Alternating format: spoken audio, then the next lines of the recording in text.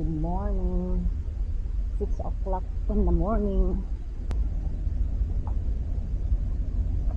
Busy na ang mga truck.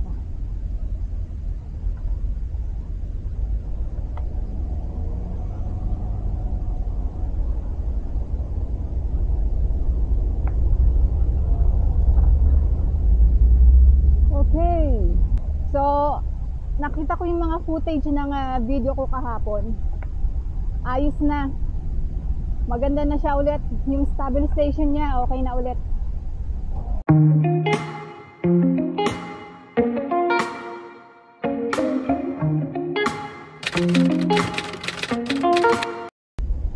Ayok pang sumabay sa mga grupo.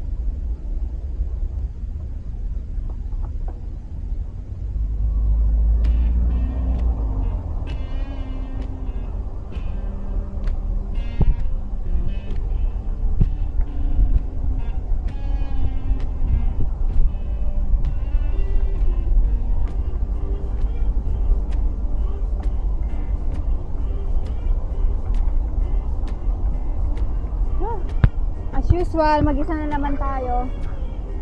So magkakamera pa rin tayo dito. Kasi medyo busy na ang alas 6 pa lang, busy na naman ang mga sasakyan.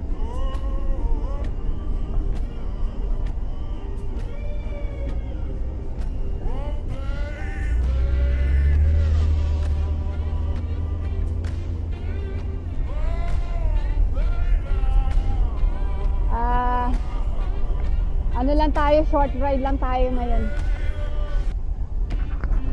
Pero good morning muna. Good morning muna sa inyong lahat. Sunday, recovery day natin ngayon. Medyo ma-fog pa. Tsaka maganda na panahon. So napitignan nyo naman, naka-on tayo. Except yung helmet and socks at saka shoes. Pero pwede na mag-all black. Malamig na. Malamig na, siwoy na hangin. So dumiretso muna tayo dito sa may ahon. And then pabalik tayo dun sa kabila. Ano lang tayo? Quick stint today. Mga 35 kilometers. So maganda na ngayon ang stabilization ng ating ating camera ngayon. Hindi na siya magalaw. Ahon agad. Ano lang tayo? Pabebe. Pabebe ride.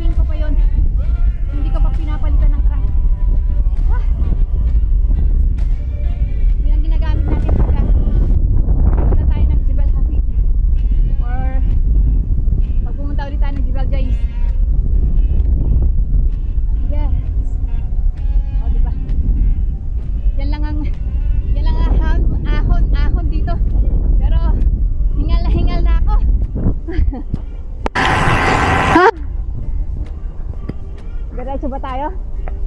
Oh, wala namang sasakyan. Ay, meron sasakyan. Meron sasakyan.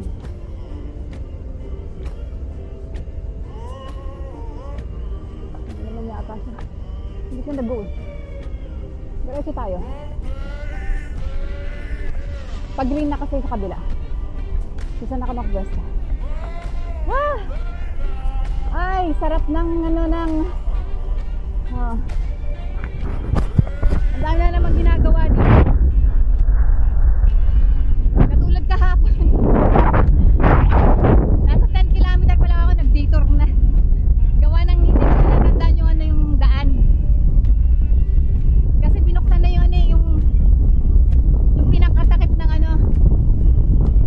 construction. Kaya na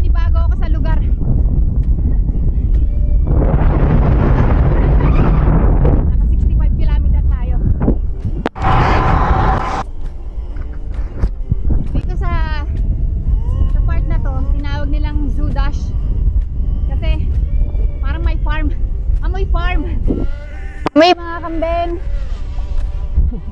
Amoy tayo ng kambing. Tama ba?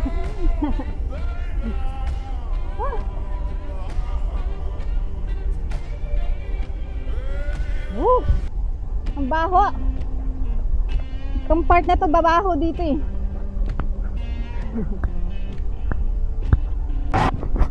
Ayan, pabalik na ako ng ano. Wala tayo sa dire-diretso na no. Bali, long straight line lang. Pabalik na ako dyan.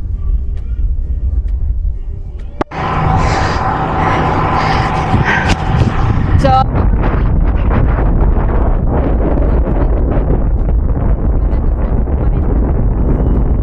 mayroon tayong sandaan sa isang linggo.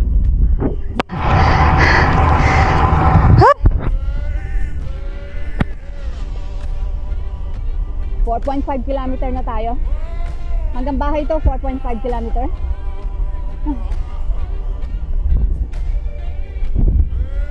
Average speed 23.5, medyo ano, hindi medyo eh, salubong ang hangin, kabilaan salubong.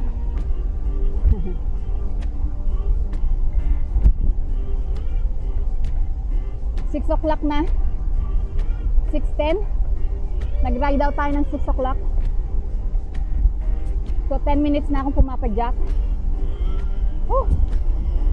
May pumasok sa mata ko, nakakainis.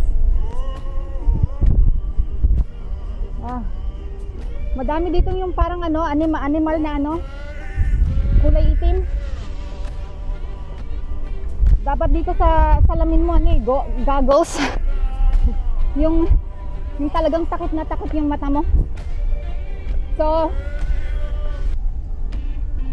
kakaliwa tayo dyan kasi dito ako mag-climb sa ano, sa isang tulay kasi medyo steep ang ano dito, ang tulay dito, kaya hindi ako didiretso, kakaliwa tayo. Kasi madali lang ang ano dito eh, ang climb ng tulay eh.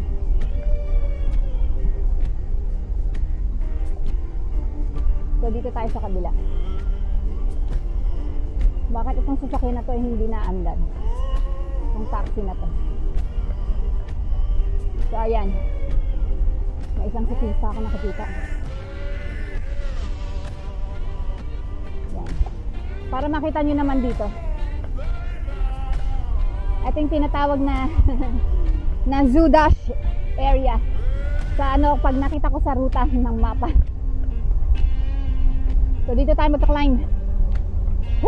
Ang daming ano, titigil muna ako magsalita at ang daming ano, mga animales.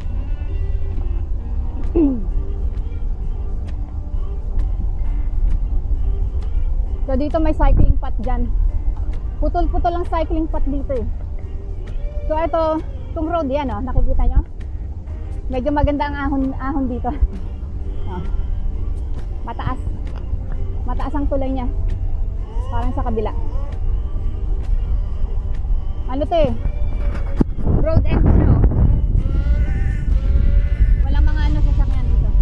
Walang dumadaang sasakyan dito. Depende sa mga residente. Dito tayo. Ang sakit sa mata ng ano ah. May pumasok talaga sa mata ko. Siguro buhusan ko muna ng tubig. Excuse me.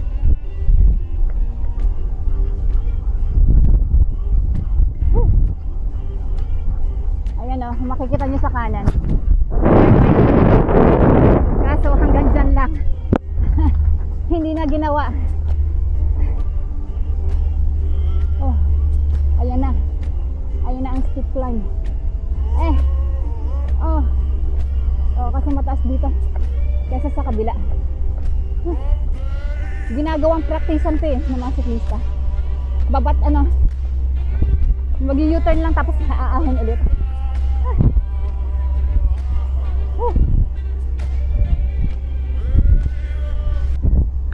Average speed natin dito 20. Ayun o, 19 na lang. Ah! Ah! Ay, oh, ang daming ano. Ano maalis?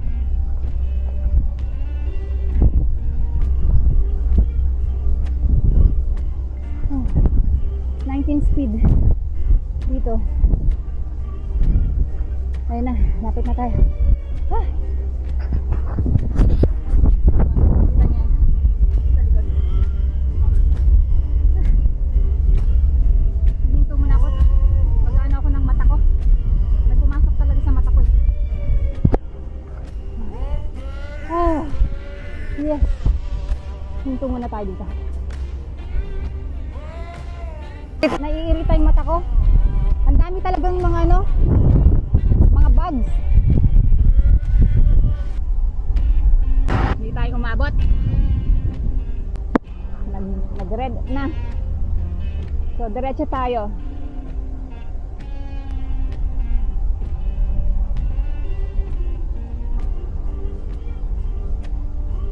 Marami na naman tayong siklistang nakikitang solohista today. Mga ano lang, mga nagre-recovery din. Nagre-recovery sa long ride nila kahapon. So dito na tayo sa same route. Kung makikita nyo yung Strava ko, yan, etong ruta na to, straight lang to. Kung nakikita nyo si Haring Araw sa likod ko, ganda. Lumalabas na siya. Lumalabas na si Haring Araw.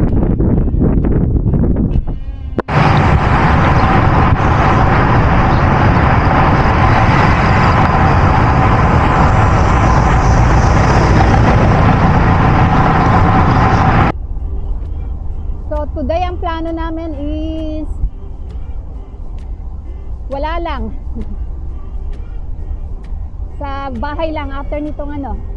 After ng ride ko, sa bahay lang. Ngayon almost 1 month na tayong nagra-ride. Kahit 2 times a week lang.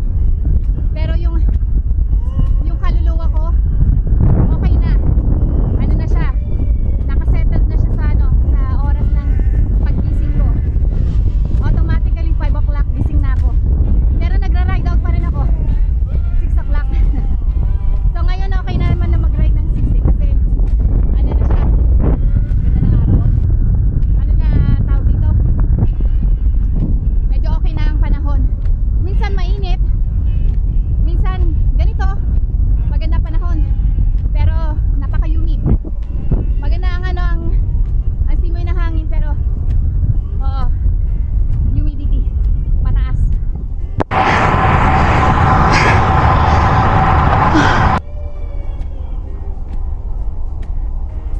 Katulad kahapon ano eh, dahil 6 o'clock na tayo nag-ride out, inabot ako ng hanggang 8:30. Ang sakit sa balat ng init. Nagra-ride ako ng another 20 kilometer dito. Grabe, parang di na ako nausad. Gumagapang na tayo.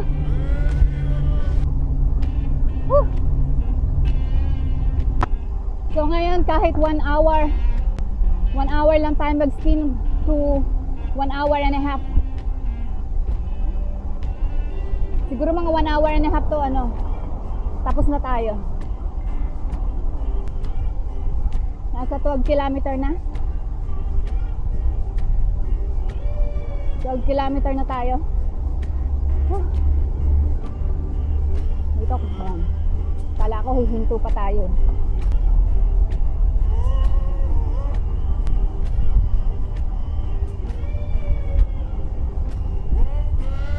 Chill ride lang tayo today. Chill ride.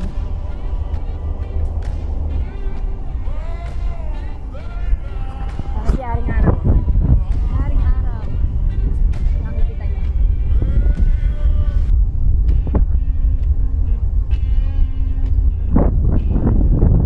Haring Araw.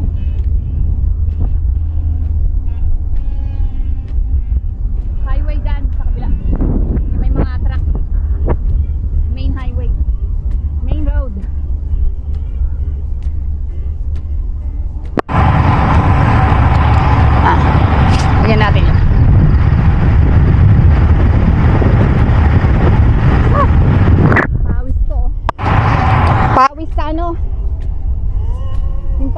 ano eh, galing ng humidity. Hindi sa ano, sa pagpadyak.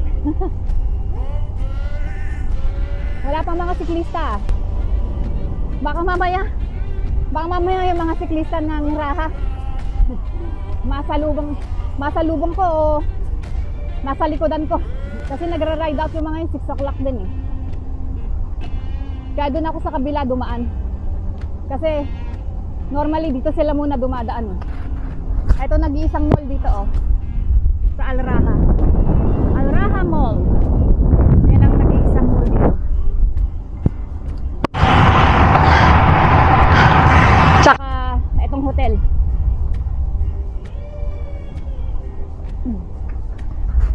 Sila na ang pinakamatanda. Hindi pa ako nakapasok dyan. Al Raha Beach Hotel.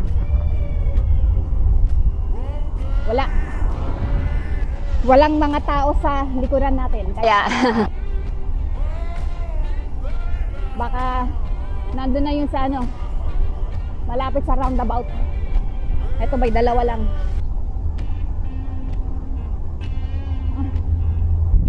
Silang dalawa na naman. Ito din yun eh. Kasabay ko kahapon eh. Yung dalawa na yun. Si Team UAE. Tsaka si Team Ineos. Kaya hindi yata sila sumasali sa mga grupo din. Dalawa lang sila lagi. Woo! Oh.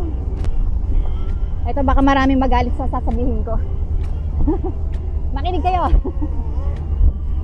Makinig ang mga siklista. Alam nyo ba mga solohista? Sila mga pinakamalakas kesa sa mga grupo. Ang grupo kasi, wag na tayo mag-comment. Alam na yon, alam na. Hindi kasi sa totoo lang, pag solohista ka, kasi lahat trabaho mo, di ba? Ito na yung mga Al Raha group.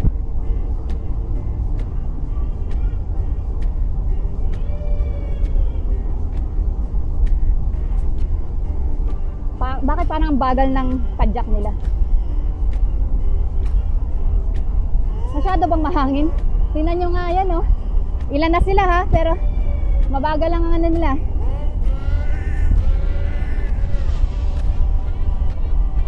May ano pa yan? May sasakyan pa. Takbong ano lang sila, pabebe ngayon no? Mga takbong pabebe.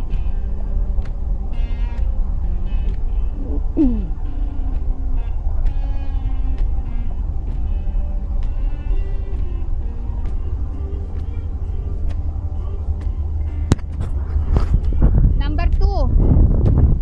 Bakit nga ba solohista? Ba't nga ba nagsosolo? Minsan kasi gusto ko talaga magsolo kasi yun, lalo na yung ano, ewan ko sa Taiwan lang dito lang ako, ayaw kong masyadong sumasali sa group. Alam niyo kung bakit?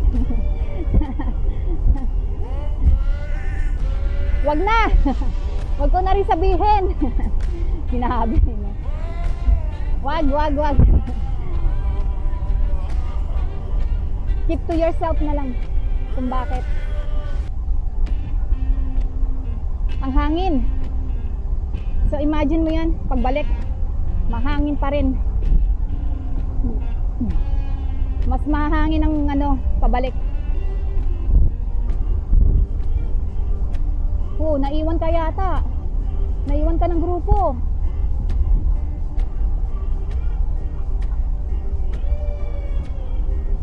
Kasi itong Channel Street na to, magmula sa bahay, tapos pag umanan ka dito, dumiretso ka agad dito, nasa 12 km road. So ngayon, nasa 17.5 km na ako kasi inuna ko muna dun sa may ahon para dire-diretso yung linya ko kasi pwedeng hindi ko na kailangan bumalik doon. Kumbaga,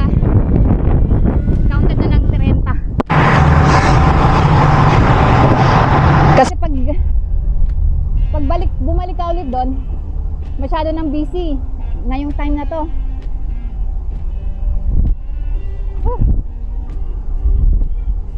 Hindi tayo makaka-average ng ng 30 nito ah. Masyadong mahangin. Lagi na lang mahangin. Paano? Solo ka? Wala kang wala kang shield. Yung asawa ko, papabenta ko na yung bike niya eh. Hindi na nagbabike. Sayang lang yung bisikleta niya.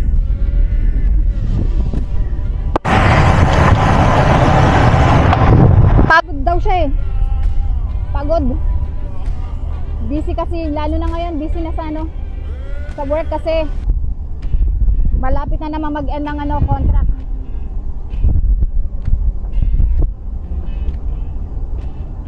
Malapit na naman mag-end ng contract. Next year na. Last year na namin. So hindi namin alam kung mag-e-extend pa ba kami or ililipat na naman kami sa ibang lugar. Naka 20 kilometer na tayo. So 47 minutes na akong napadyak. Alam nyo ba nag-order ako ng drone, yung DJI Neo sa Amazon. Kinancel ko yung yung drone. Pag-check ko ng Google, hindi pala pwedeng magpalipat pa dito ng drone. Gawa nga nung nangyari nung last time yata yun na pinasabog yata sila ng drone. Ano ito mga raka? Ayun umikot ulit sila.